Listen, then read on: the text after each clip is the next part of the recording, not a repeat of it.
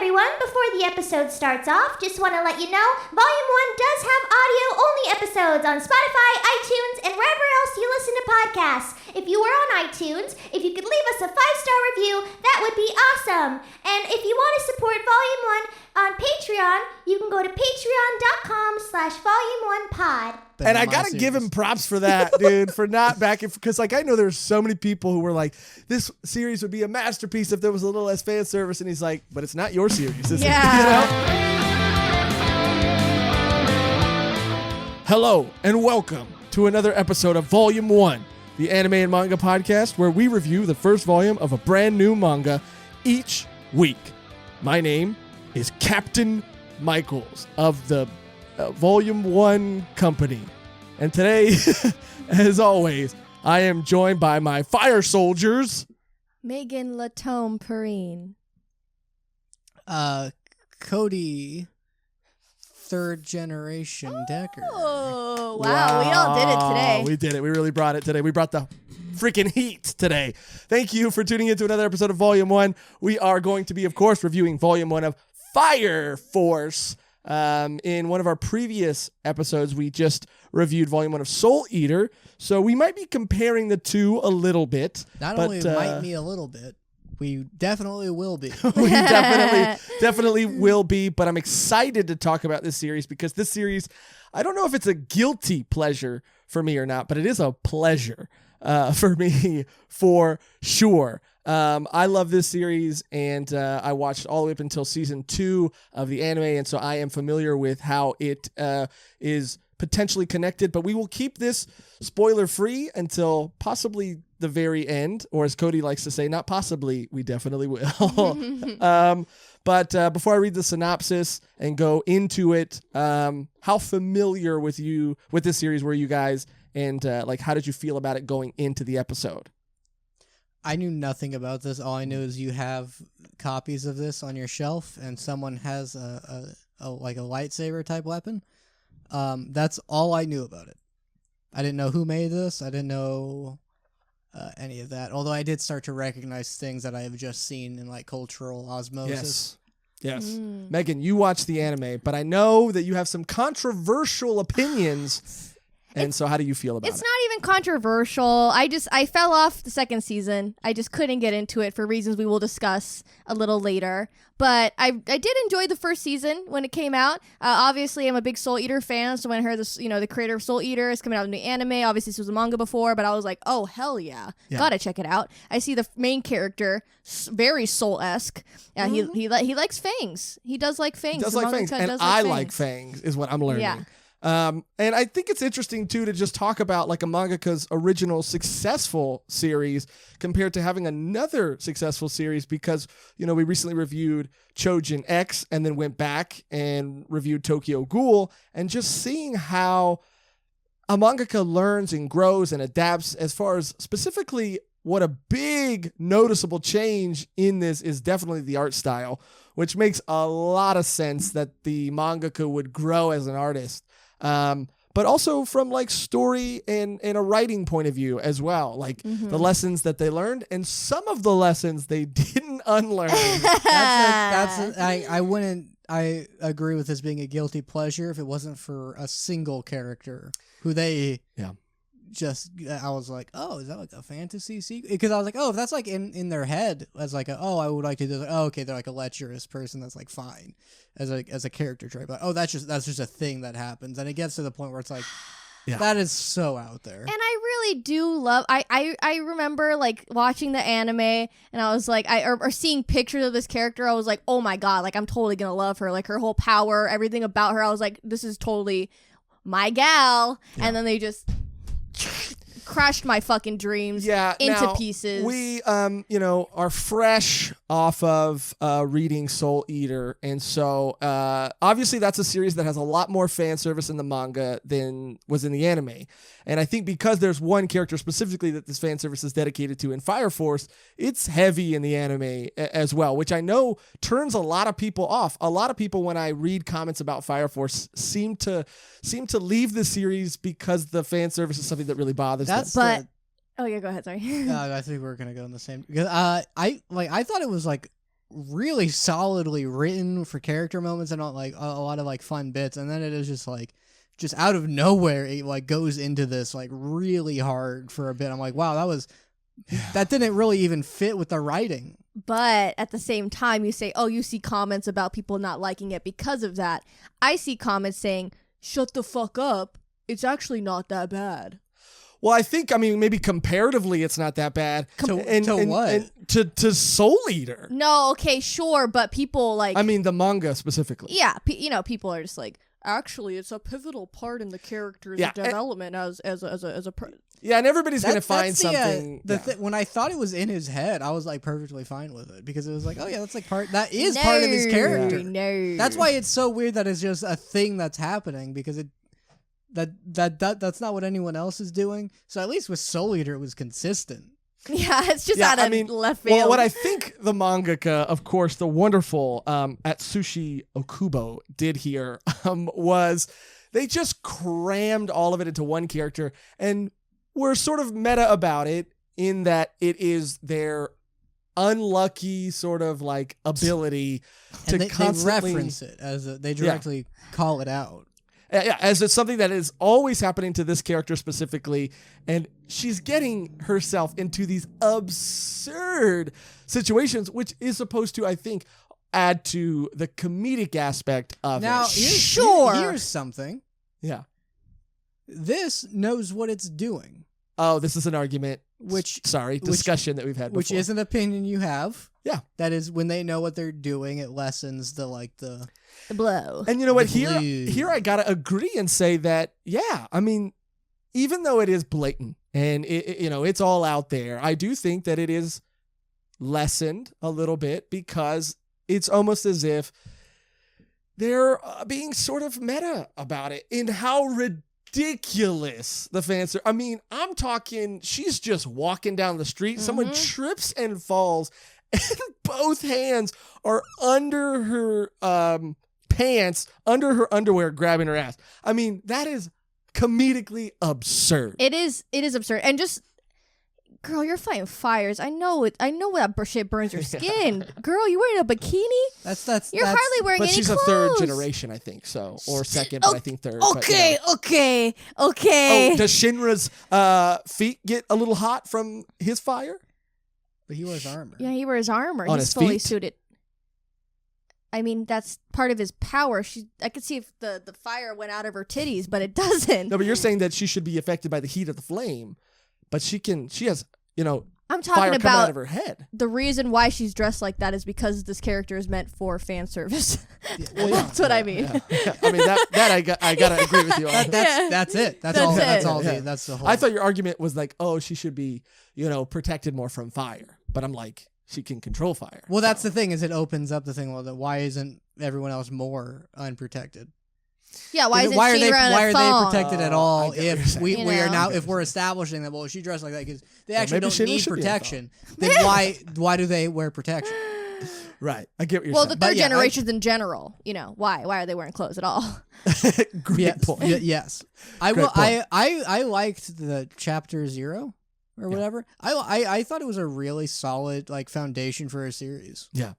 I really, and the only reason I say guilty pleasure is because I feel like this is an anime that does hit a lot of similar beats that other shonen series, commercial shonen series tend to hit. Mm-hmm. But I really, really like it. And I don't want to make the excuse that we've made countless times, but it's a story that just continues to grow on me. And I think that, it's kind of disheartening to hear that you dropped it around season 2, because for me, that's when it really picked up and became something completely different. And it might have been the whole Maki situation. I heard a lot of people did fall off of season 2 because it is it's even more heavy. Is that right? It gets even more heavy at a certain point. I genuinely think I stopped noticing it just because it was so it was so often and so just it was from the same character that it became something that was just normal to me and I didn't even see it. Yeah, no, I don't know. I don't know what it was. Maybe it was the time that I watched it versus when I picked up season 2. I remember when you mentioned that you were watching it for the first time, and I was just like, I wish I had the same connection as you did, because I did like it. I did really like it. I like the characters. I like the whole system of the world and stuff. And the moments in Volume 1 are like the first couple of episodes to me. I was like, oh, this is fucking awesome. Yeah, and talk about Cody. Did you even see like a trailer or maybe the OP or anything for the anime? I don't know. I didn't look up anything. I just read the manga. Because talk about, we've talked about Candy Flurry on our Patreon at least, and we've talked about things like Dan, and of course we're going to get a Chainsaw Man anime soon, and we've talked about all these manga that are just like made for anime, and Fire Force Man is made for anime. It is so beautiful to see the flames animated and the blue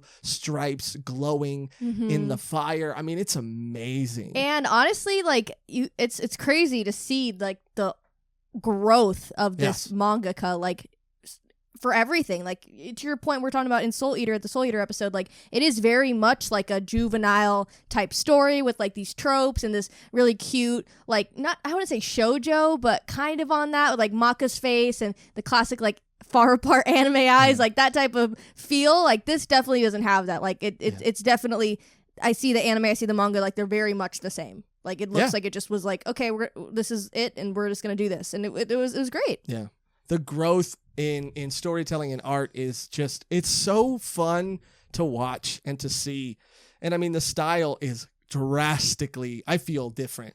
Reading Volume 1 of Soul Eater and then reading Volume 1 of Fire Force, there are only a few tells that it's drawn by the same person. I mean, it is a completely different art style. But before we start going into Volume 1, because I'm curious to see what you connected with and what you really enjoyed, I'm going to read the synopsis, a quick synopsis, and then we'll hop into it. So Fire Force is about a superhuman firefighter force that is formed to deal with supernatural fire incidents, to solve the mystery and cure the humanity.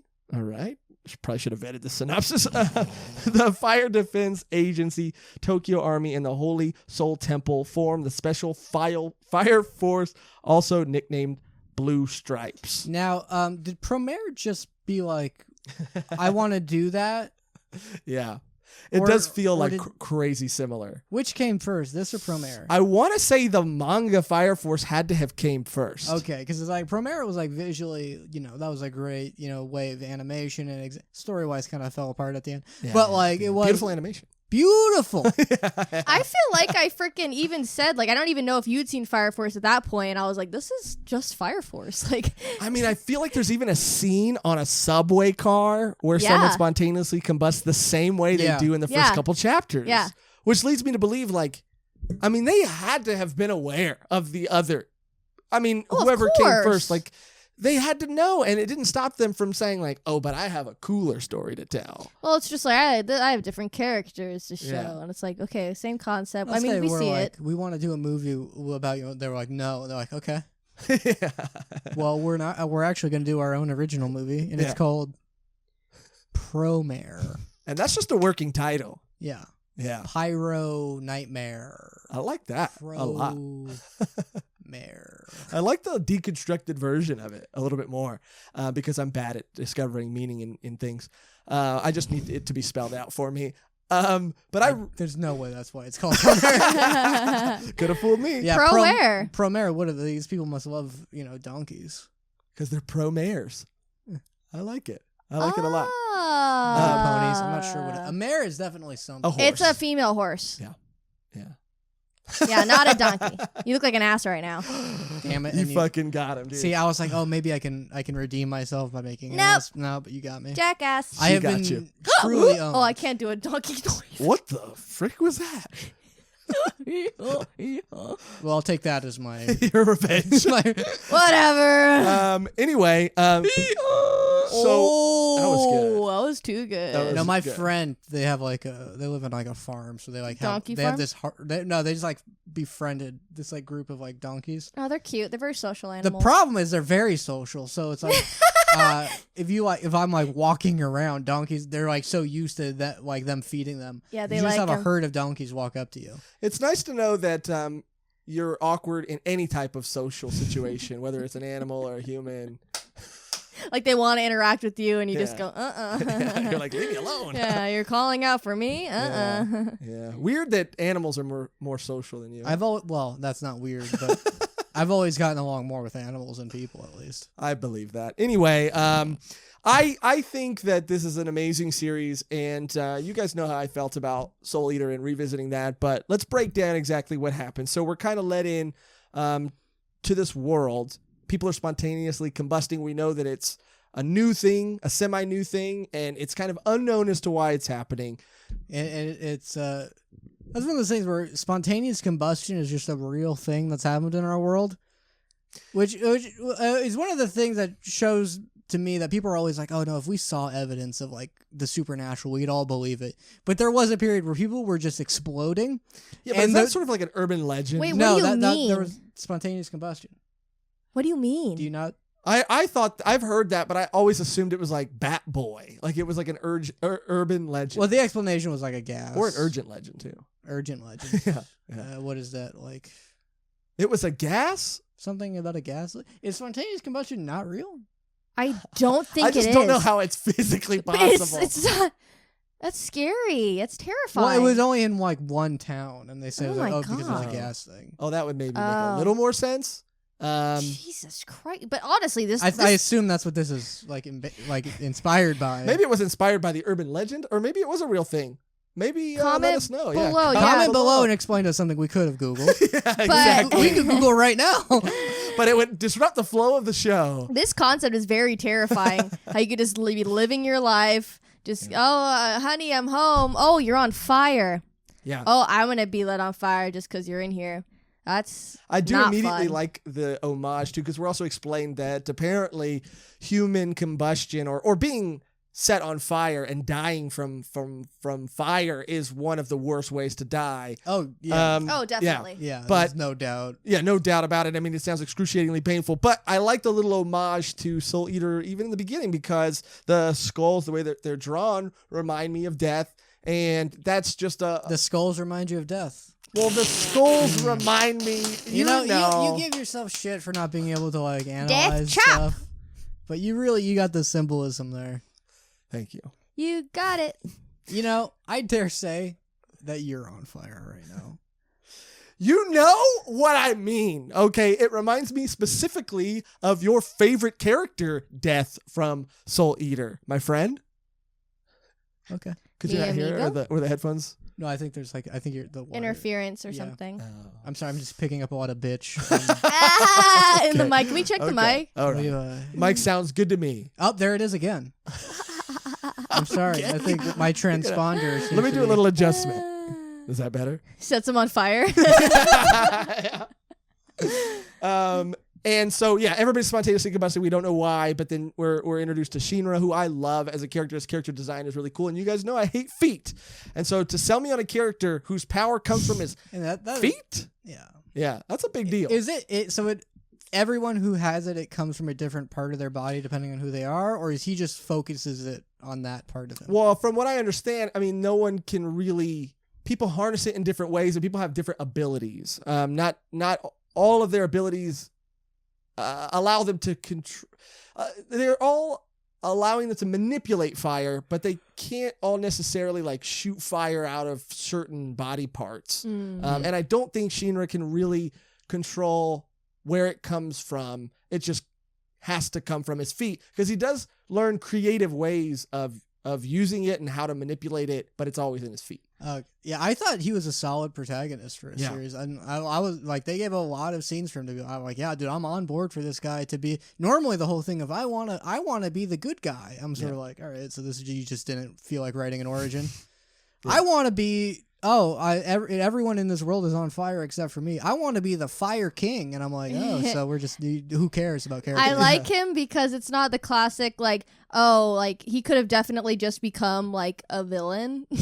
It's like everyone's telling you like you are a fucking monster and we hate you and you're responsible for everything that's happened to you. Yeah. He easily could have been like, maybe they're right and maybe I should just continue to fuck shit up. But he's like, I want to be better than what people are saying. Like I know I can be a hero. I think that's what I like about him too, is because he's drawn to even look like a devil. I like his like creepy smile, which one I like, because I've seen this too many times of a character who just smiles all the time in anime. I'm like, why? Yeah. I like that there is a reason for that. It was pretty satisfying to like see it, and I like how it's kind of the implication I was getting is like when you see the people who become fire people, they form a smile, and he kind of has that too. So it is like, oh, like maybe he is like really in touch with that part of him. That's why he naturally has a demon-like smile, is they do have demon smiles. But he's also just doing it because it's like a nervous thing that he does. And the other thing is like, oh, his mom also kind of smiled like that. Yeah, dude, and his backstory with him and his brother Sho, and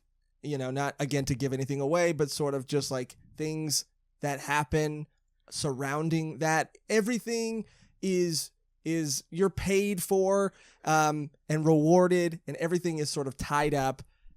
And it's a beautiful story, I think, because a lot of stories set things up and might have anticlimactic conclusions, but I think the mystery, whether it's spontaneous combustion or Sho and Shinra's mom, like everything is sort of revealed nicely and paid off nicely as well. And the cast of characters, like, how did you feel, Megan? I mean, watching the anime, I mean, you probably fell in love with all of Company 8, but like, how did you feel about the supporting cast of characters? I was like, the only one who didn't get that many moments in the manga was the captain, which is kind of odd. Yeah, considering he's the leader. I love the captain. Love the captain. Woo! I think that's the only episode I saw in season 2. The calendar episode. Oh, it's not even a spoiler. It's not a spoiler because it's almost like just a joke episode, or it's at least like fan service, pretty much. But from a male point of view, because you go a whole season with these firefighters, and you forget that it's a very common thing that firefighters take sexy calendar photos. So they dedicate. And you don't forget. I never forget. They dedicate a whole episode to these firefighters having to take sexy firefighter pictures, and it's just one of the funniest bits in the entire series. They're so and it surprises hot. me that you like that you I stopped know, after I that. know. Well, she got all she needed. Yeah, that's a good point. Yeah. She was like, and I'm done. And I'm done. She's like, I can't physically keep watching this. Oh, but yeah, it was great. Yeah, she couldn't stand up for weeks after that. Yeah. Josh! Oh, I'm just saying, you were weak. I was weak in the knees. In the knees. I like, because he has like a super like creepy monster smile when he he does the, I bumped into the hottest girl in the world, and then he like has a smile like, who the fuck is this guy? Yeah. But then they explain that like that's a nervous tick he has. So that's a nice angle to take with a smiling character. Yes. Yeah. And I'm a sucker for like a cool name. So like, because he leaves these like scorch marks behind, I love the devil's footprint. Oh yeah. And I'm a sucker for anyone whose power mutation involves their feet changing to be bestial. Another little checkbox. Bestial. What a weird specific thing. Bestial. Got a lot of checkboxes, but this hit one. I like the idea of transforming into something greater than yourself. Even if it's just in your feet. Bestial. Oh, gross. Bestial. Yes, sir. Yes, sir. Yeah, you can tell that I love a series when I'm willing to look past feet and see what's underneath. And see what's underneath. And see the real soul of the character. Oh my God. And that's called the Volume 1 cycle. Trifecta. Uh-huh. Yeah. The supporting cast of characters, I fell in love with all of them. The captain is obviously one of my favorites. The lieutenant, and every hat that he wears throughout the series, it's a running gag where he'll just come in super serious, and his hat will always say something different and something silly and something funny. Because he has like no fashion sense. Yeah, and they're just like, who's buying your clothes? Bro. Even I think her name is Maka, not Maka. That's from Maki. Maki. Yeah, I know. When I heard Maki, I was like, oh, that's funny. Yeah. I mean, she's like a buff, the witch of the group, just a buff military badass sort of character, but she has wedding bells, as Iris says in her head all the time. Like, I just love all their so cute. I love all their dynamics with each other. And we have a better priestess. a better priestess. That's what the story didn't really explain to me in volume 1. Like, oh, does that actually do anything? But I was interested in, and I accepted enough to like, so that probably does an actual thing there. The writing was good enough for me, but like, I assume that'll be. Well, I think even from a volume 1 standpoint, not knowing anything else about the world, I think just having a religious system in place that has that sort of tradition of ceremoniously reading that prayer is a nice touch, regardless, you know. And then another character has another religious symbols. I'm like, oh, okay, so there is like something relevant with religion in this, even if it's not, because they also explain why that would just be relevant regardless if it actually had any powers over it. So yeah, I thought it was a solid. Only one character who comes in at the end of volume 1. I'm like, wow, you just couldn't help yourself, could you? Okay, no. See, I thought you were talking about Arthur for a second. No. What? For me, Arthur, the character that we meet, who is a knight, or I thought that was King. That was King, such a fun little turn that story took. That was a moment where I put it down and I just soaked it in, because they were doing the classic deadpan rival, and I'm like, all right, here we go. Yeah. And they're like, I'm like, all right, what's their issue? Yeah. What's this beef they have? And it's like, he thinks heroes are cool and he thinks knights are cool. Yeah. And I'm like, oh, they're right. They were like in middle school or whatever. Yeah. I think it's so funny, but Arthur is a character that did have to grow on me. In the anime specifically, he did feel a little Asta-ish. I agree. And yeah, he wasn't but like, I remember there was a moment in season 2, and not that it took that long for me to come around to him, but where I just saw Arthur and Vulcan, and it was a character you meet later, and I was just like, I fucking love this guy. Arthur is like warms my heart now because I know things about him. He was definitely easier to take in on page versus seeing him on the anime. Yeah. Because just hearing him talk about it, and like you read it, but I don't know. It's just definitely it's different vibe in the manga for sure. Yeah, it's not. I didn't have any Asta comparisons. Maybe if the voice actors like yell his lines. Yeah. But I read it as like, okay, so they talk at like they talk at the same level to each other when they get heated.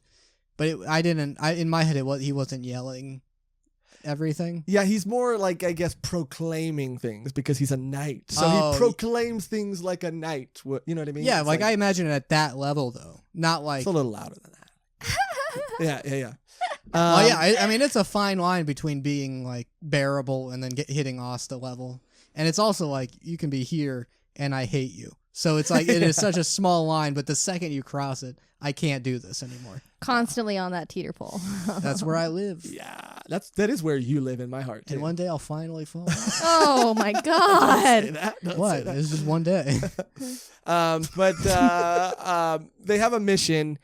Once I loved Shinra's introduction to the gang too. When he's at the subway, everything happens. He doesn't handle anything. The Fire Force come in and they sort of take care of the problem. He only comes in at the last minute to stop something from hitting Iris. That was a very interesting little thing where he's like, oh no, she's gonna get hit by the thing. The time for me to activate my fire feet and jump in. But then you can see that they probably would have taken care of that regard. I like that thing of like, yeah, they would have been fine without you. Sure, that's cool. Yeah. But they are like an efficient team, and no, she wasn't going to die if you weren't there. Yeah. That's always one of those things where it's like, oh, so you mean her whole character, she would have just had like a sign fall on her, and then she died.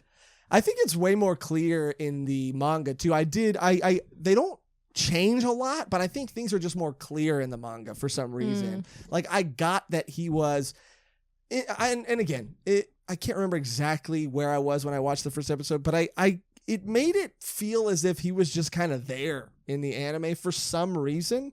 But in the manga, I got that he was like specifically on his way to join that. He heard something was happening and he's like, oh, this will be my chance to do blah, blah, blah, blah, blah. Time for me to go. And then it's like, oh, it's a team here. I thought that was like another great thing of like, oh, this guy isn't like a superhero. That would have been his moment, but they already got a system in place here. Oh, this is his chance to rescue someone. Again, they already got that is really cool what you can do, but maybe you'd be more effective as a team.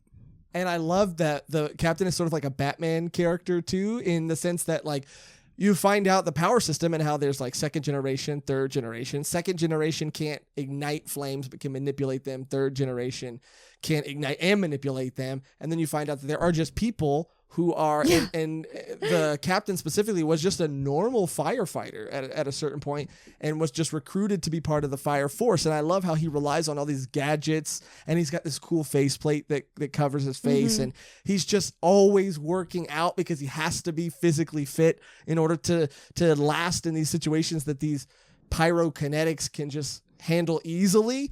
And I just love that it's done in such a funny way where he's just balancing weights on his head all the time.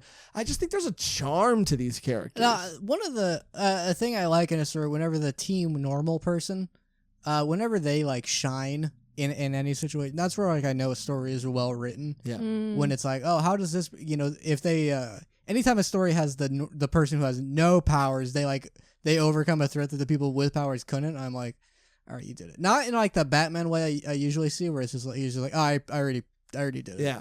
But like in a way where like it makes sense in character and stuff, and like you see it, like you feel it You happening. feel him struggle. Yeah. Yeah. I'm referring to new Batman stories too, where the answer is just I'm Batman, not the older stuff. I get to they don't always do that, but yeah, and that charm it exists in all of these characters, and these little things that I don't know just make me love them. And I know that we talked a little bit about character traits versus just like depth in the Soul Eater episode, but I feel like we're given a little more depth to these characters upon introduction. Especially the main guy. Yeah. Yeah. Like, it got me with the chapter 0, and then they keep showing his moments, and I was like, I'm on board for this guy. And then I see the side characters, I'm like, they're all great. And I see one, I'm like, come on, man.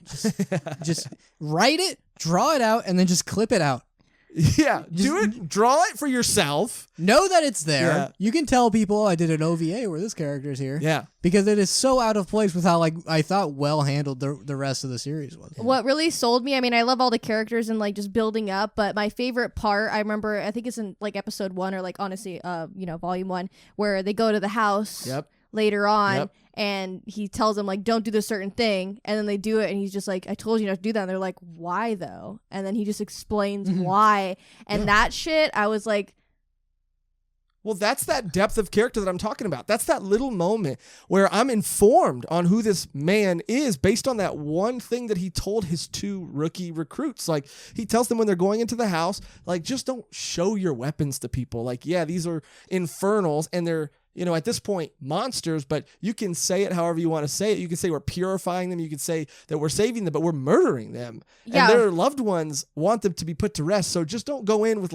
because they have axes that shoot things out. They're like, he's like, just hide them. And, and that informs me on his morals and everything. Yeah. And I like how he doesn't even like explain to them at first why they're doing that. He's just like, just don't do this. This is an order. Don't do this. Like, he doesn't even say why yet. He's just like, the first, mission, just don't do it. They show up and they're like, Yeah. And he's like, Excalibur is my soul. Excalibur is my pride. And he's just like, yeah, I fucking get it. But like, there's a girl crying because her dad's literally about to get murdered by us. So calm it down. Yeah. And like that moment, just like, oh, so nice. And I love that moment too, because he does mention that there are other Fire Force members who do consider these powers that they have, that it makes them better than everybody else, and that they go in and they hunt these infernal for sport.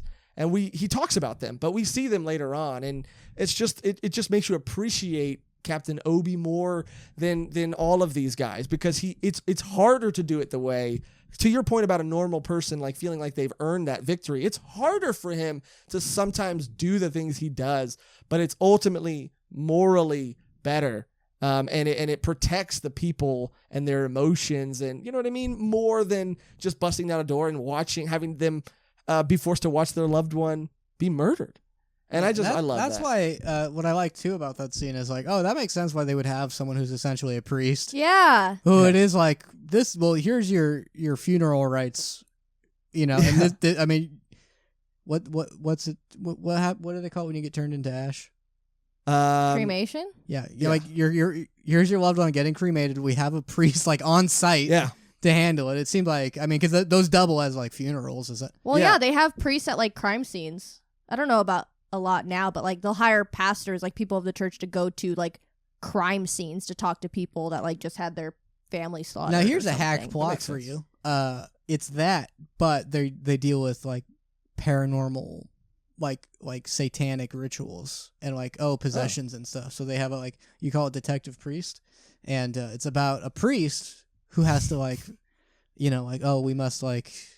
I must exorcise the spirits, and it's like, but wait a minute, this isn't Beelzebub. This is another dark lord of the underworld. Yes. And then I must consult with my agency, and the guy goes, God damn it, Saint Johnson. Yeah. And I'm gonna tell you what, Cody. I'm gonna tell you what, Cody. I cannot wait to review that volume 1. But there's also in the future, and it is a great idea, and I like it, and we're gonna work on it. We're gonna workshop it. I think there's another beautiful moment that sort of shows that, and I don't think this is a spoiler either. But later, we're shown them giving the prayer, and with Company 8 specifically, like they can't kill or they won't. It's either a choice or I don't know if it's just for them or it's just that's what they've been told to do. But they won't kill the Infernal until the prayer is complete, So there are other things that get in the way of that sometimes. Which is nice, but, if I'm on fire, I would be like, you can... That's what he says. Do it after. That's what Arthur says, too. He's just like, we can't wait. This man is literally being burned alive. Yeah. This is the worst thing that could possibly... We need to kill him immediately. Yeah, spoilers for Dark Souls, but... yeah. Everybody just... clicked off the video, dude. Dark Souls is a beloved classic. It is, though. It is. Classic. It is. Classic.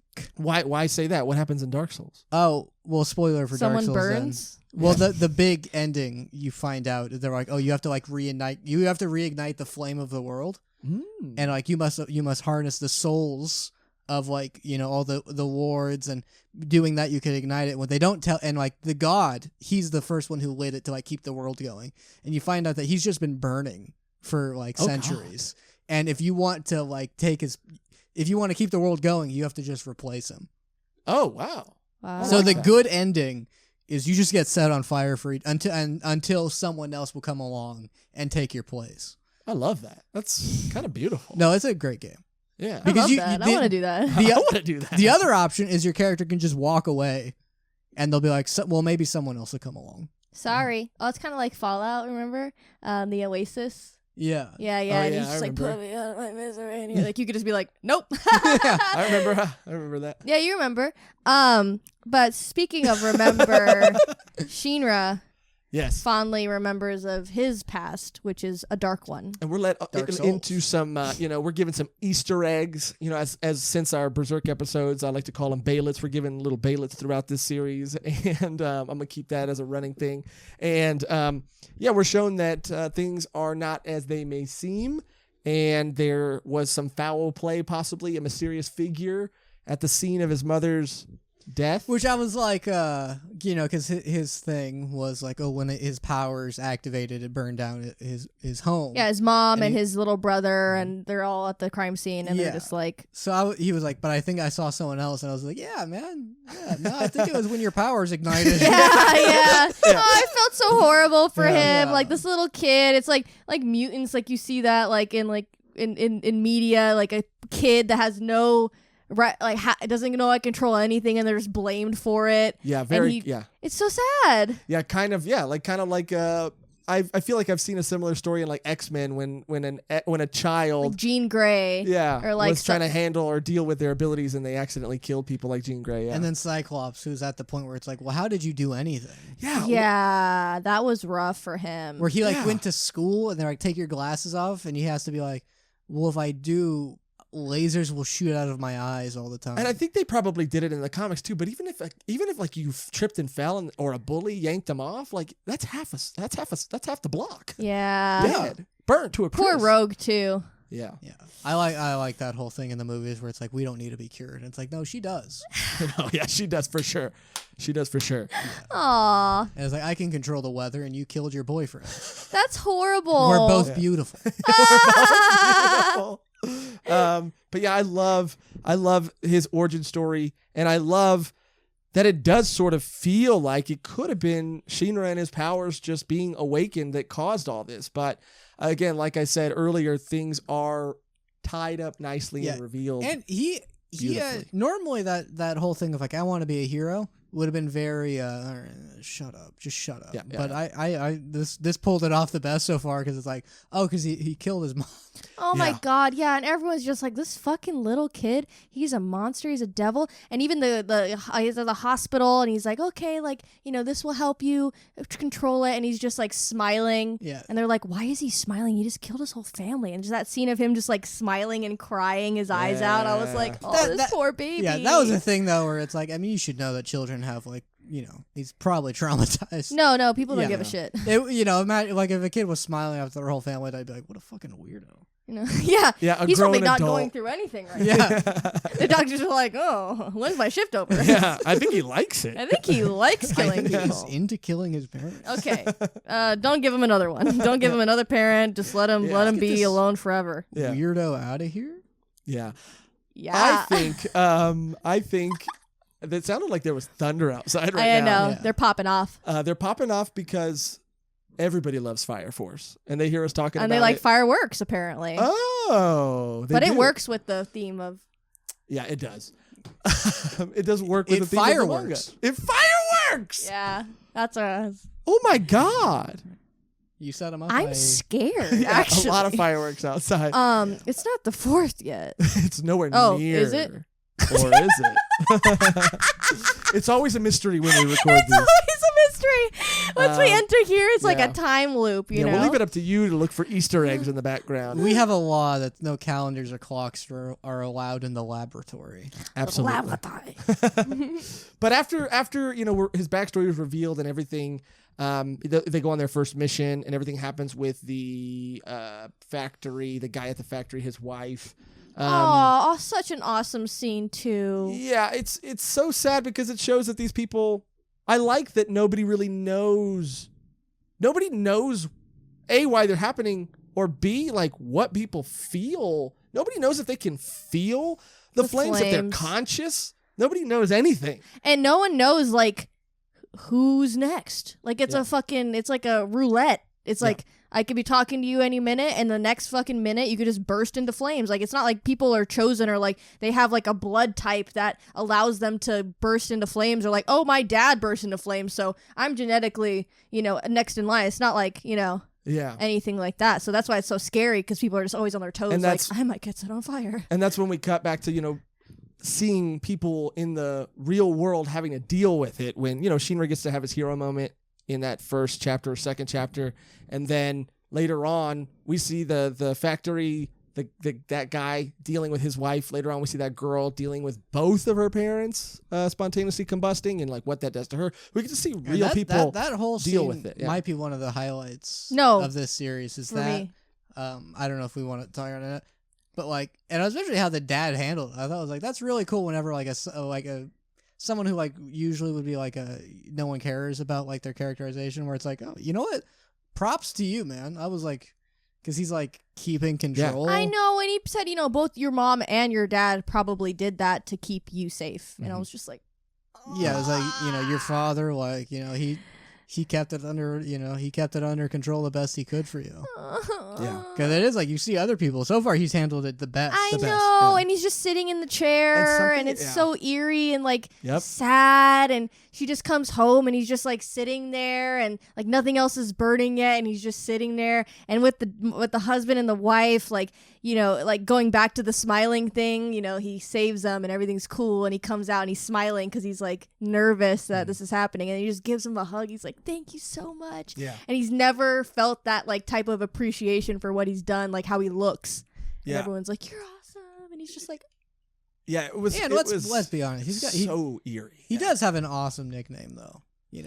It sucks. He was, he was, people are like, "Oh, what a freak, what a demon," but his nickname is the Demon, and that kind of rules. Yeah. And they lean into that, which is something I love so much.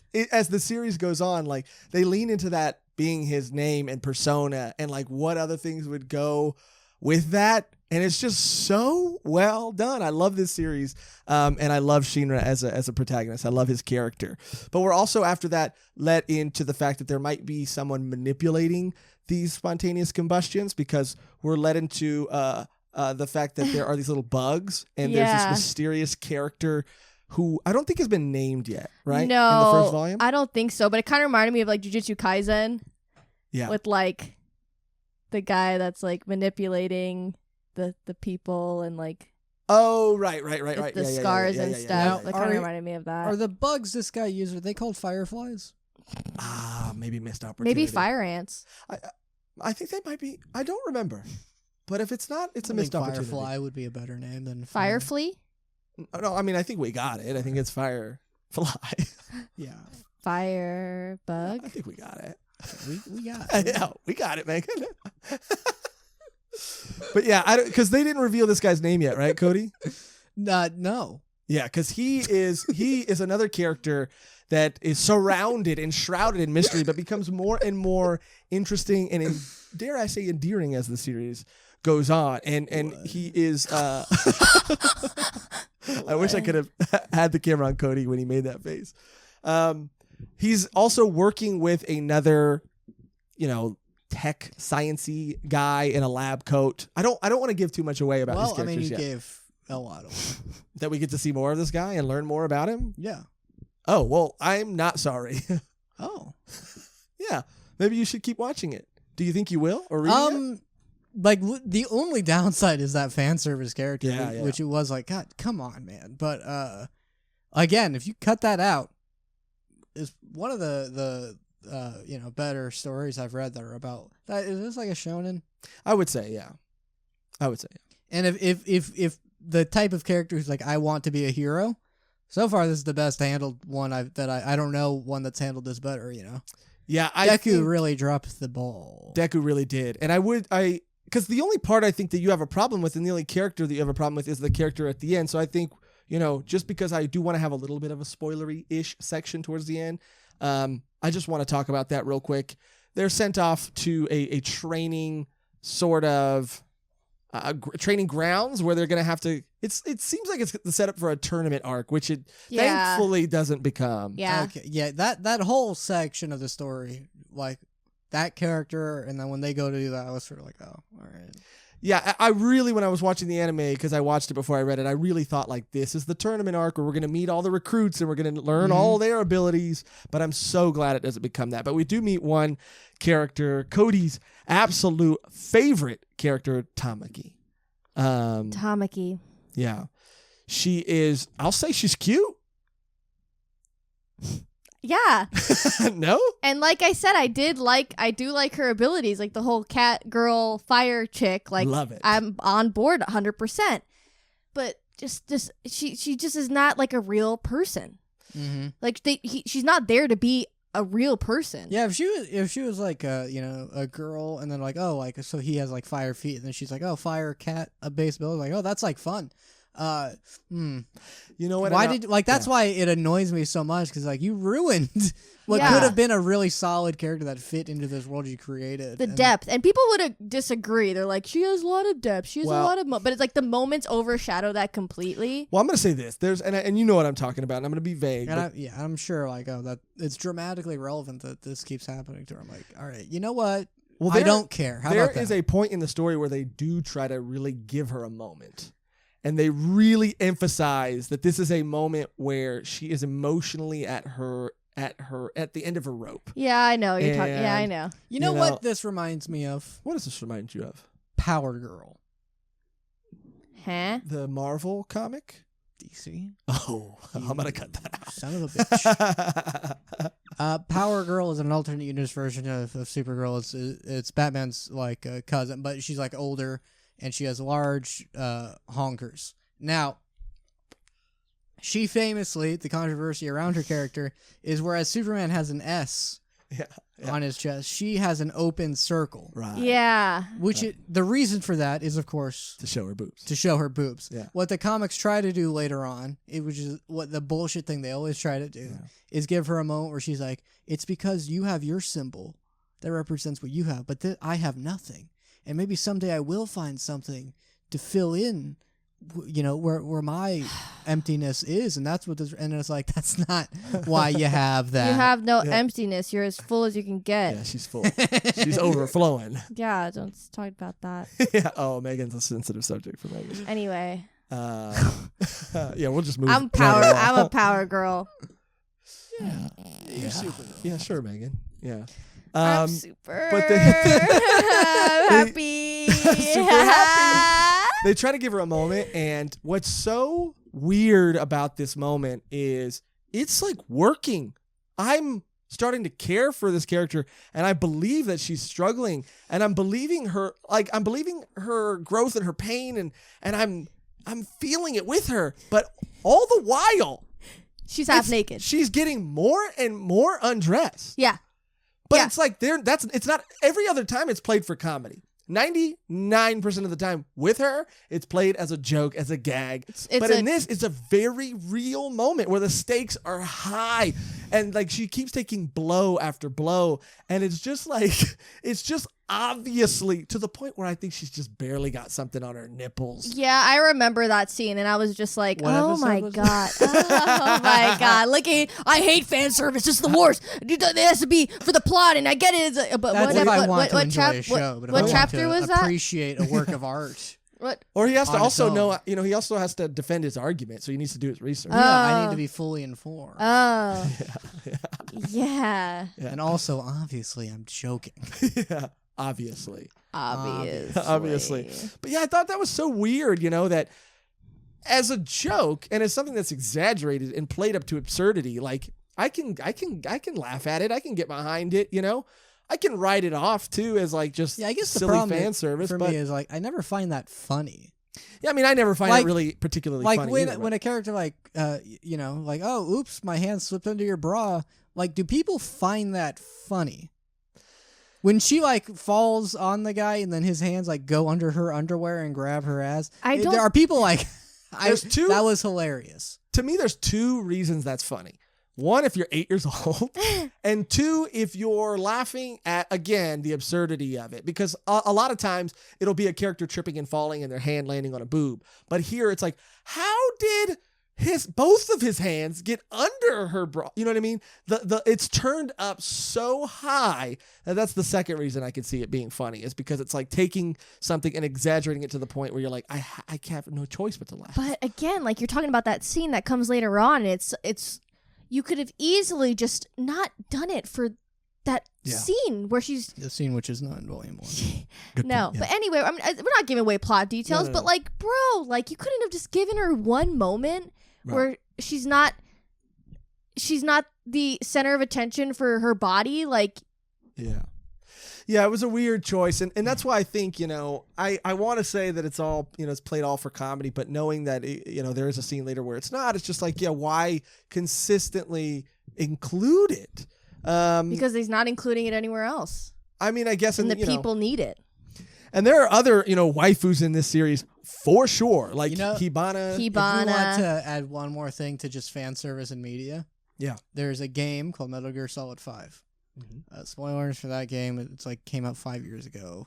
Oh, 5 Metal Solid 5? Yeah. Metal Gear. Yeah. The creator of that, he's like famous for making very like story driven out there video games. There's a character, and he admitted he wrote this character because he wanted to see girls cosplay as her at conventions, which people did. So it's not like people are like, oh, how dare you? It's like people just did that. Right. But the explanation for this character is because of a mutation and damage she took. She doesn't have working lungs, but a mutation caused her to breathe from her skin. So she just wears a bikini and fishnets, which you'd think, you would take the fishnets. Breathable. right. Very breathable. Yeah. And she's like a sniper and she's like super strong, but it is like, that's how he explains why there's just a character running around in her underwear. And then the creator was like, I just wanted to see people cosplay as her. Definitely seen a lot of Power Girl cosplay too. I'll say that. Yeah. Yeah. And Maki. I mean, what's her name? Tamaki? Tamaki. Tamaki, yeah. I mean, there are people that I think really enjoy it, and I think for some people, I mean, I was just more talking about how they'll justify it. Yeah. But I don't know if they I don't know if they even justify it in this. Well, it's a whole debate, honestly. Like Josh was saying, like he sees conversations. I saw like a whole Facebook argument. It was like people saying, yeah, I agree, this is a lot, and why is this happening? And the next comment is, shut the fuck up, stop being so sensitive, this is what it is. And it's just like, I guess you can say that about any criticism well, that's how things are. Yeah. But that's not really how people talk or have any sort of conversation. Yeah, it's and also that only applies when you like the thing. It never applies when you don't like the thing. Yeah. Then suddenly we can talk about it. Yes, and it just sucks. Like you were saying, like you had such a great character that could have had like so much more depth, and you could have explored her powers more, and she could have been like a pivotal part of the team, like not just for let me see this boob shot or like butt shot. Like it's just so discrediting, I feel, to the character in general. Like I just rather not have a character that's the butt of the butt of the joke. The butt and the titties the butts of the tits of the joke. Yeah. And some people like but argue, and it's like. But I will say it doesn't, for me, does not take away from the story. No. But part of it is just how wild it stands out, because it is like, you did such a good job of doing the story. I'm like, why do you, man, can't you just keep it in your like office? If people ask like, what's up with that character, you'd be like, well, also this stuff happens to her. Yeah, like that's just between me and you. That's how I feel about like watching High School of the Dead, because I love zombie stuff. I love zombie anime. I love zombie manga. I just love zombies in general. And I just remember like, I'm so excited. High School of the Dead, like high school students fighting the dead. How can it get better than this? And it's a very ecchi series, and I watched all of it, but at the same time, I'm just like, this would be so much better if it just had a little bit less of that. I almost have to disagree just because. Well, High School of the Dead is clearly written to be that. Yeah, I know. And it's clearly like, again, like it's making fun of it to a point where you're literally shooting a bullet and the titties are flopping in a way that the bullet goes through it. That's hilarious. The point of that show is to tell someone, if you like zombie movies, you should check out High School of the Dead. Yeah. And then have them text you, what the fuck did you tell me to watch? Yeah, that's why that show exists. Yeah, I mean, and it was made for that too. It was made to have that in it, and it's so absurd that it's funny, I think. To a point. Some of it is, I can literally watch it and count how many seconds apart each panty shot and boob shot will be. Okay, 1, 2, 3, 4, 5, 6. Okay, here we go. 1, 2, 3, 4. You could count on your fingers how long it'll take to see that next shot. Whereas this, it's like, oh my god, we get pages after pages of great content, great stuff, and then it's just boom, right in your face. Oh, no, you didn't ask for it, but it's funny. That's that. Another highlight for this series for me was when they had the second generation fight the third generation newbies. Yes. I thought they handled that, like the way the power system works in that. I thought that was really well done. Yeah. Yeah, and I loved seeing just Maki's sputter. And just watching her and how she's a trained military soldier. And the lieutenant, too. I mean, I don't even think we got to see his ability in Volume 1, right? He's just scary. He's just scary. And he's like mean. Yeah.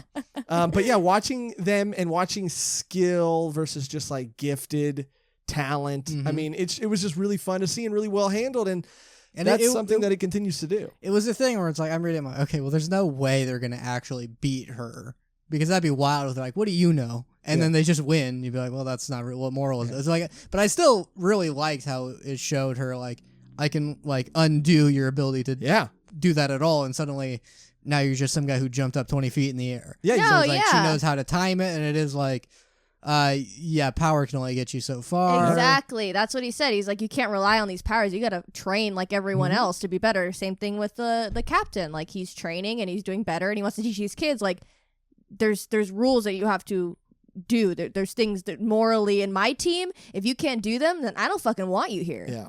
Like, it's so cool because he has that choice. Like, it's not, okay, Deku, here we go. He has an ability and he's top of his class because of his ability, and he keeps fucking up, but it's okay because he's so strong, and we have to just, hone this. And he wants to be the number one hero because he watched a YouTube video. Yeah. I mean, you know what? There will always be a place in my heart for my hero, but the first 3 episodes, we talk about it. No, the first season. The first 2 seasons are First season, solid. I'll give you the first season for sure. Yeah. But yeah, the more the farther it goes, you're just like, come on, Deku. Like, do something. Be interesting. I don't know. I hate to shit on it because there's so many other interesting characters in an interesting world. That's what, I mean, as the series goes on, what they'll do is they'll just do, like, it multiple times reading the manga. Because I'm caught up. I stopped enjoying it like a year ago. I'm caught up. every now and then, I'm like, all right, what did you do this time? Oh, you still fucked it up. All right, when does it come out? All right, yeah. You're fucking it up still, Deku. I hate this so much. When's the next issue? It's sad that the villains you are rooting for are way more interesting than the main character that you should be. I think Todoroki and even Bakugo are really. But if you want a spoiler, it becomes much more Deku focused. I'm like, what about like all those characters that I saw? Oh, they're and what they'll do. It has done multiple time skips. Yeah, where it'll be like, and then people will just say, "Wow, he's changed." I'm like, you don't get to do that. That doesn't count as good writing. You don't get to just say, well, we skip that. I'm like, whoa, you fucking asshole. You don't get to skip the character development and have people be like, I guess he's grown up, hasn't he? You didn't show that. And I would put, Fire Force in the same category as My Hero, but I think My Hero gets a lot more praise and attention. And I think, Fire Force holds up and is really good. And again, like, it's not, I'm not trying to take away from it by saying like it's not a masterpiece, but I do think it is beautiful and really well written, and I love the characters, and I really, really enjoy the series. I want to ask you guys too, since we just read Soul Eater, before we give our final thoughts, do you guys like this more than Soul Eater? I know for me and Megan, Soul Eater has like, a little more of our hearts because of nostalgia, but like, how do you feel comparatively, like the two series compared to each other? Can you see the growth? What are some things as far as growth that you did see between the two series for both of you guys? Yeah. Well, I made the mistake of reading this first. Yeah, I don't know why you did that. Because I got it out of order. And I mean, this was pretty good. And especially like as a volume 1, it did a great job. I got invested in a handful of characters already. They gave the main character 2 solid moments where I'm like, all right, cool. I like this guy. It ended on a solid hook. I mean, reading this and then reading Soul Eater, I'm like, oh yeah, so it was the opposite. Like, oh, what if he just forgot all of his? What if he regressed so much? Yeah. And people didn't tell him to stop with the fan service. And yeah. But I mean, this is like, you can tell. I mean, this is leagues above Soul Eater. Yeah. Yeah, you can't have one without the other. Yeah, and again, like nostalgia plays a huge part of why I like Soul Eater, and it was the age that I watched it. I was like 11 or 12. I was like, this is the 4th anime I've ever watched. Like, this is the best shit I've ever seen, and it's just those like tropes, and it's just fun, and it does get depth further on in the anime. When I only read the manga when we discussed it on the podcast, and it was not completely different, but it did have different tones for sure, and it felt just like older and more childlike, like Cody said before. It was definitely more childlike. This is more of an adult shonen, not adult, but it's mature, more. Well, I mature. feel it's maturing with the mangaka, you know. Mm-hmm. As they mature, their work matures too, hopefully. Yeah, and you could totally see that like through the art. You could totally see that through the story, dialogue. It's not all emotional moments happening. You handled that really well. That was solid. Exactly. And that's to say, like, Soul Eater does get those moments, just not in volume 1, where you get to introduce the characters and you see what they do. But it's just it's done better in Fire Force than in Soul Eater, because they're totally completely different stories, completely different themes, completely different characters. Like it's done more of a story in this than it is in Soul Eater. I want to see the anime of this. It's really good, dude. Mm-hmm. And the animation is really good. I won't see the anime of Soul Eater unless you guys make me. yeah. But I did make him a little bit. Yeah. I was like, yep. Just some There it scenes. is. You check out this. This is the highlight clip, and I'm like, and she's like, no, not this part. Not this part either. No, not this part. It's just Death the King. Just wait. No, it's coming up. I'm like, and we got to start the episode. But You're gonna watch? You think the anime? I'll probably watch the anime when I get home. It's a lot of fun, man. It's the animation, and I'm quality hoping is really good. They have to dial back the fan service.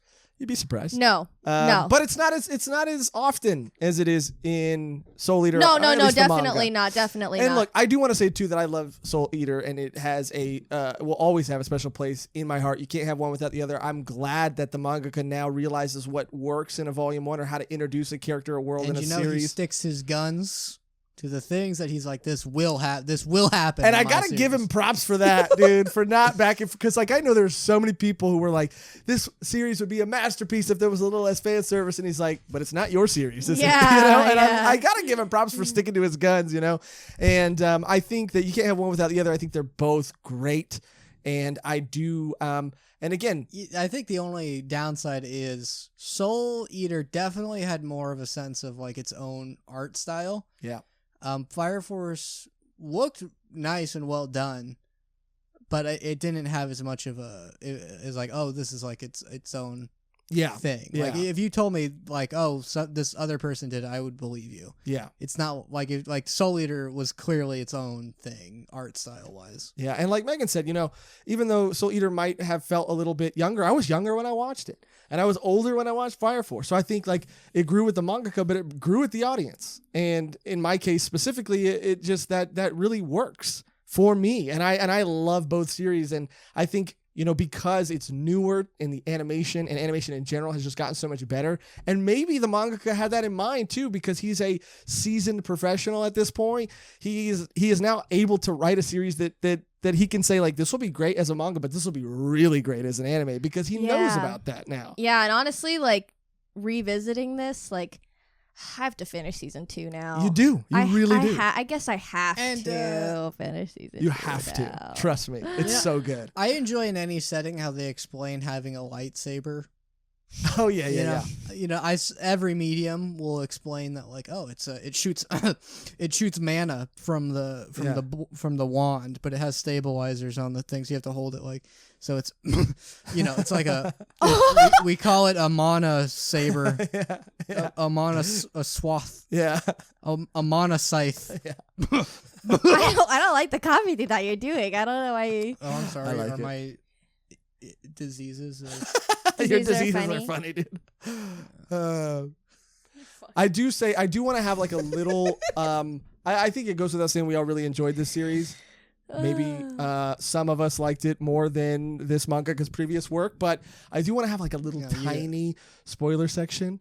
So if I could have a little sound or a little something, just to indicate that we might be going into I'm Black Star, and it's spoiler time. All right, fitting. I like it. You triggered Cody. Yeah, he didn't even see the anime. I do want to say this exactly. What I needed to see to know I will hate this anime. Oh, for sure that character. No, but it makes sense. I do want to say this. It is a huge possibility. Maybe it's even been confirmed that these series are connected somehow. Dun, dun, Yes. dun. I don't want to spoil it too much, and I don't want to give away specifics as to not ruin it for you guys. But let's just say that, Adola is a place that... because this is a spoiler section, but I'm trying not to spoil it for my two lovely co-hosts here with me today. Thank you. I'm growing too. I'm growing off camera like Deku. Wow. That was a solid dig on Deku, which I think we're going to be seeing a lot more in the future when people get caught up. I do want to say that there's a place that these powers are coming from, and in a way, Fire Force may or may not be, because I'm not even to this point yet, but it might be an origin story for the world of Soul Eater. I was hoping it was going to be the opposite. Oh. So Fire Force might end up being a prequel, possibly. It's not 100% confirmed yet, but there is something that did happen where, and again, is this season 2? At the very end of season 2. Oh, shit. Where something, because it's already far beyond volume 1. Well, it's already been sort of, and again, I'm still being vague, so you're safe. And it's not just that they reference two things. Well, there's like a cameo. There's a cameo from that I was very excited about. Yeah. I just saw it and I was like, oh. And I think we even touched on that too. And I don't think it's giving too much away because it doesn't really play into the actual plot. It doesn't at all. But there's a character who is having a hard time fighting Tamaki. So to train their, so to stop them from fainting or having nosebleeds every time they're around her because of how nervous they are around a girl revealing her private parts, they go to a brothel to sort of train. This is just a little side story. But guess who's at this brothel? Your mother. Oh my God. He just burned you. I'll say it again, Cody. We'll just retake it. Guess who's at that brothel? Your mother. Oh. Oh, no. Your mama. Still hurts. Your mama. No, it is not my mama, but it's Maka's dad. Papa. Yeah. So he makes a little cameo there. So, already people are speculating how the world's connected. But then something that we all love about Soul Eater, a sort of symbol of the world, makes a little appearance in Fire Force. And you don't think that just might just be a little cameo, a little... It's too significant. You because think of things, so? Because of things that are starting to happen in Fire Force. It's too significant. Wow, that's interesting. But you do start getting a little bit more backstory about the world and what time period this is all happening in. And sort of, it just goes into the lore of the world prior to the first, I forget what, cataclysm, I think is what they call it. Or like what? It's like a solar year or... Yeah, what but do they call it? I don't know. Yeah, but it's the lore goes deep. Wow. And the way that they start introducing the ways to manipulate fire is so creative and so fun to at least watch. I can't speak to reading it, but to watch, it's just, man, I really love this series. And Cody, and the reason I'm being a little more vague than I planned on being is because I really want you to watch it. And I'm excited that you said you would. Oh, I guess I could be a stand-in for people who you would be just ruining, He's not the saying build-up. anything. Well, that's what I'm saying. Oh. Is that as someone who doesn't know where the story's going at all and doesn't know where Soul Eater goes at all, I guess I'm a little more interested. Thank you for letting me finish. Well, I think that's going to do it. Not on that note. Yeah. Not on that note. Yeah. On that note, I think that's going to do it for our Volume 1 review of Fire Force. It's a fantastic series. We all love it for different reasons. Yes, we love it. Well, not love it. Well, I mean, some of us love it and some of us like it. You love it. Just say that. Some of us love it. I enjoyed it. One of us loves it. I thought it was pretty chill. Okay. Oh. One of us loves it. The other one likes it. And the other one thinks it's pretty chill. That's all you need. That's all you need. Come on. So, which one are you? If you've read Fire Force, if you've watched Fire Force, if you've seen and read Fire Force and Soul Eater, let us know which one you think is better, which one you like more. And that could be very dependent on where you were at in your life when you encountered them. Do you like Fire Force? Do you think the fan service in either is too much? Let us know. Talk to us. And you can talk to us by reaching out to us in our Discord or in the comments down below. But I think you should check it out. Watch it. It's beautiful. And read it too. The manga was very similar, if not identical to the anime. Yes. Yeah. Yes. In art style and story. Yeah. But we're not done yet. The only thing left to do is to segue into another segment, the Wonder Circle, where we review. We don't review your comments. That'd be fun though. That's another segment. Fun. We were getting it to a point where we could start doing that. Yeah. I just think this comment could have been a little more well-wounded. We're working on the. Yeah. We're working on We it. need a few more episodes of practice. Oh, yeah, we need it. Yeah, where we respond to comments that you've left on some of our previous videos. Volume 1, Chan digs deep. She goes through the archive. She finds comments. She reads them to us, and we respond. And if you want one of your comments to be read in a future's Wonder Circle, then all you have to do is leave a comment on this video or any of our previous videos. Having said all that, Volume 1, Chan, will you please take it away and read our first comment? This one comes from Naru Yaha YT. Just curious, after you review the first volume, do you continue to read regardless or if you like it very much? You guys go. You guys go. You guys go. We are obligated to read the first volume. After that, it's completely up to us. And then, if we like it enough, we will harass the others into doing another episode. Yeah. Yes, and that's how volume duns are born. That's why a lot of volume duns exist. Yeah. Yeah, I mean, that's really the answer. That is. Yeah, that really is. There are so many series that we've been introduced to that I want to read so bad. Specifically, I'm thinking of right off the top of my head, Tokyo Revengers, Blood on the Tracks. These are two series that I can't, even Spirit Circle, I still haven't finished. Atelier. I mean, there's so many to your eternity. I could keep listing them, and I want to keep reading them, but with volume ones and volume duns, it's hard to find time to read them. So, and we try to maintain as much as possible. I'd say we're 98% successful. We don't talk about mangas or anime until we do an episode on it. Mm-hmm. So we'll be I can't wait to talk about Tokyo Revengers. On the off chance we're going to do more episodes on it, we're not really allowed to go in depth in the real world.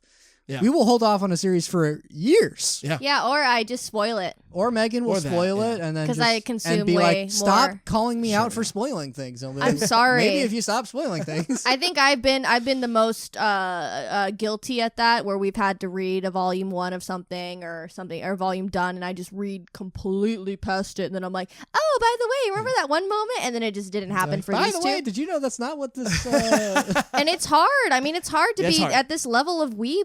What do you want me to say? It's hard. I mean, especially with the Berserk episodes, having to stop because I knew that I was gonna want to talk about things that I kept reading, so I had to stop, and it's hard. And there's sometimes there's some series like Spy X Family I continue to read, and there are a few series that I will slowly start to consume, but I know if I read it, I'm gonna want to talk about it. Yeah, it's sort of created a thing where it's now I won't even really read past volume 1s just so my opinions will be fresher if we're going to read it later. Or I will hold off. I will buy a manga of a volume 1, and I just won't. I just don't get to read it. And you're a Michio Nissan.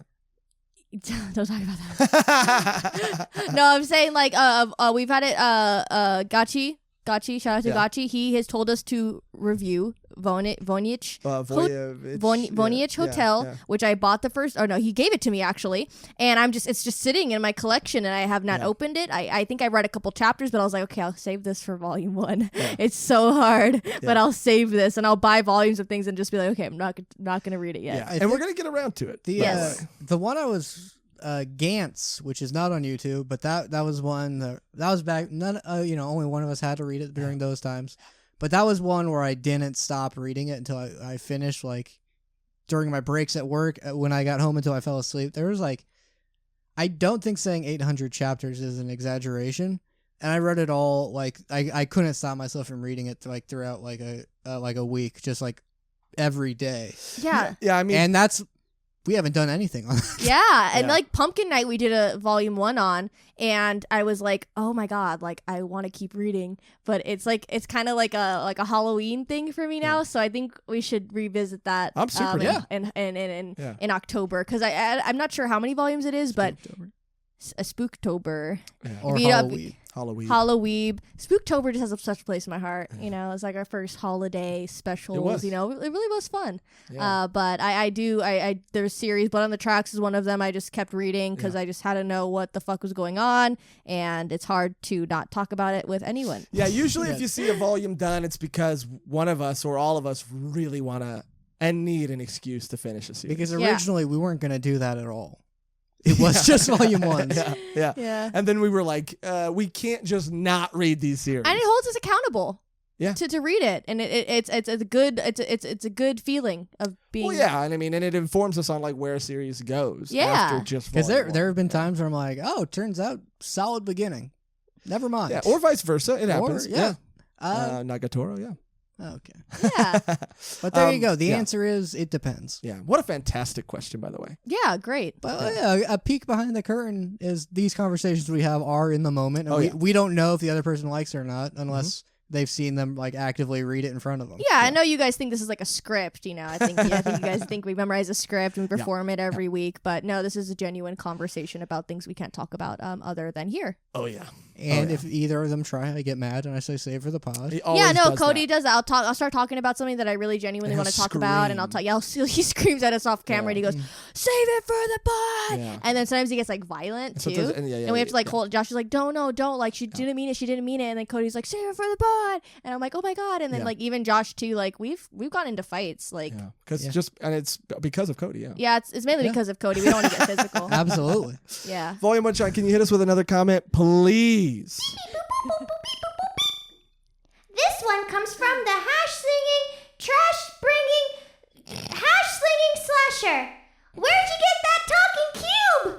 See, I keep bringing it up, and now other people are bringing it up, so why is it not being talked about? It's really aggravating. Oh, well, that's a peek into the Volume 1 lore. Yeah. If this is your first time watching us. Well, yeah, I mean, you can really figure out and find, Volume 1 Chan's origin if you do care enough in our Horimiya episode is where she made her first appearance. Because she was sent to us. Yes. Anonymously. And there's speaking of a lot of mysteries in Fire Force, there's a lot of mysteries surrounding her origin and where she came from and who she came from. It's true. And we were at one point going to really dive deep into that. But then we had to start working again. Yeah. Yeah. I mean, she does a lot for us. So maybe we should at some point. Well, the thing is, she won't not do that if we don't find her origin out. So it doesn't really matter. I don't know if you guys remember, but the note that she initially came with her, she was, before Volume 1 Chan, the personality was born, she was just an AI that was designed to settle arguments because me and Cody were specifically really getting into it a lot. We were arguing a lot because Cody would just like gaslight me and just make stuff up. And, I think a lot of the viewers and listeners were getting kind of like upset at Cody. No one. and Volume 1 Chan was designed. She was uploaded. She had all of our backlog of episodes uploaded. Yeah. Inside of her. And, she was just going to be. Guys, why are you reacting like that? I just remembered a funny joke. Oh, okay.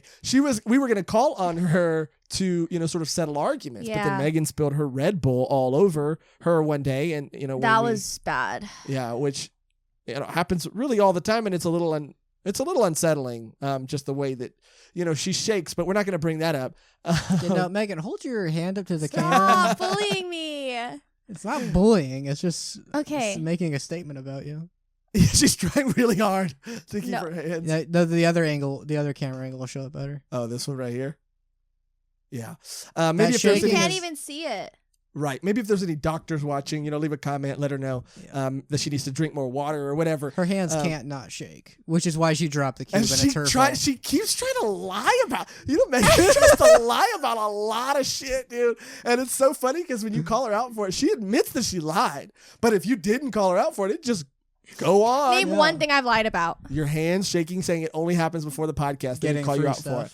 Getting free stuff, and then us bringing up other examples. Tokyo Revengers, you saying that you never, ever watch it without us. And you fucking... I just remember making a big deal about it, too. Being like, I waited 2 weeks they gaslight me. So we could watch it together. And then she's like, I remember this. They gaslight me. They constantly bully me. They constantly tell me that I'm unhealthy, that friendship. Okay, friends that are concerned about your health. Go ahead. They don't like my April Fool's jokes. Where you said you were in the hospital? Yeah.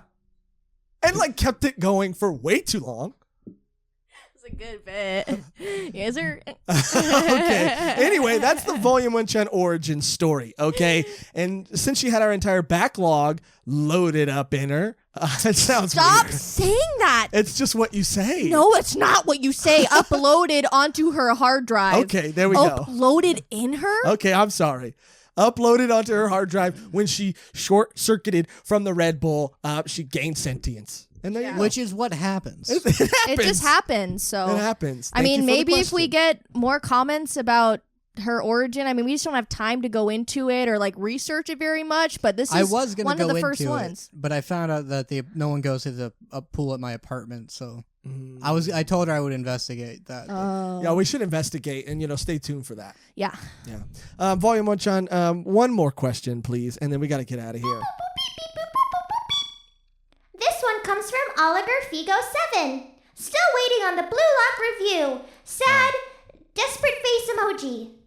Blue Lock, that's the soccer one, right? Yeah, I want to talk about it real quick. Haiku has sort of burned me out. Yeah, he doesn't want to anything on sports. any sports. I want to talk about it real quick because I know how you feel, and I feel like, Megan, you'd be pretty open to it. I am open. I am open to it, even though, look, the only sports anime that I ever really connected with was Ice Shield 21. As weird as that is, like, I read that, connected with it, loved it. Then we watched Haikyuu, and I, liked it. I didn't love it as much as I think a lot of other people do.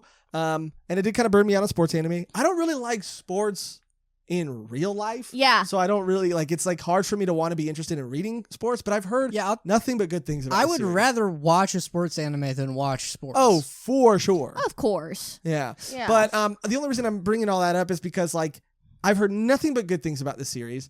People say it's really, really, really good. And I know how you feel about it. And soccer, of all sports, is just not a sport I've ever, of all the sports, been really interested in. But, I mean, that's not really saying much since I don't like sports in general. But I do say, if we get enough comments, maybe we gotta consider it. Okay. Well, Yuri on Ice is a sports anime, technically. Yeah, but that's just about love. And ice. Yeah, and ice. Yeah. But it is something I do want to review, but I feel like... No. Does Yuri what? You mean love? Oh, I don't think so. I don't. I don't know, but I don't think so.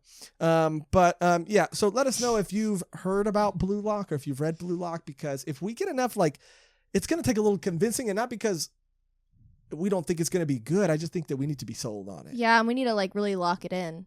Yeah. Or it'll give us blue locks. Blue balls. I was going to, and I was like, I don't want to say blue balls. I thought maybe if I say the pun, give us blue locks, it'll save the situation. What's a blue lock? It's saying that instead of blue balls, it gave us blue locks. Yeah, I kind of get it. Which I guess you could, if you want to get into the technicalities, I guess you could say knots. Yeah, that's why I'm saying I kind of get it, because maybe, but also it's a little bit of a stretch. But blue balls is like soccer too, so. Yeah, soccer balls. Yeah. Yeah, that's what I was talking about. I don't know what you guys are talking about. Yeah. What a better way to end the episode than talking about blue balls. Thank you guys so much. And if you have blue balls from us not going into season 2, leave a comment saying you would like us to review a volume done on Fire Force. Oh, that was great. Wow. Wow, Cody, that was amazing. Yeah, do that. Let us know if you want to see more Fire Force videos from us. But that's going to do it for our Volume 1 Fire Force review. Before we go, we have to shout out our Patreon members. We love each and every single one of you guys. You guys are amazing. You guys make what we do just so much easier. I mean, it's already pretty easy. We love talking about anime and manga, but just knowing that there's people out there that are willing to support us warms our hearts. It sets a fire in our hearts, a blaze. And we love each and every one of you from the bottom of our hearts. Thank you so much. And if you want to become a Patreon member, you could do that, as always, by going to patreon.com/volume1pod. And, links to where else you can find us, all their social media, everything, as always, are in the description down below. I think I mentioned the Discord thing. I'm going to try to start doing that in more videos, but if the link's not working, go to the About section of our YouTube channel, just so there will be a place where there will for sure be a working link. But other than that, thank you, as always, for watching and listening. The only other thing we got to do is get out of here on our outro that's always the same and never changes, which today I think we got it. Firepower. I was going to say La Tome. I feel like we've done Firepower. Yeah. Maybe. Until next time, and then we go like that. La Tome. Okay. That's beautiful. That's the little ending to that's the amen. Okay, Amen.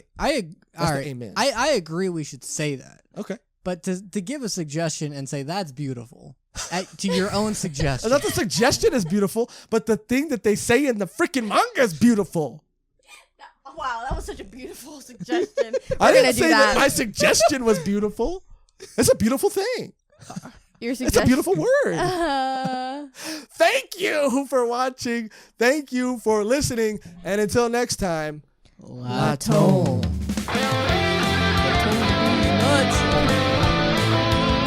And you ruined the beautiful thing that I suggested.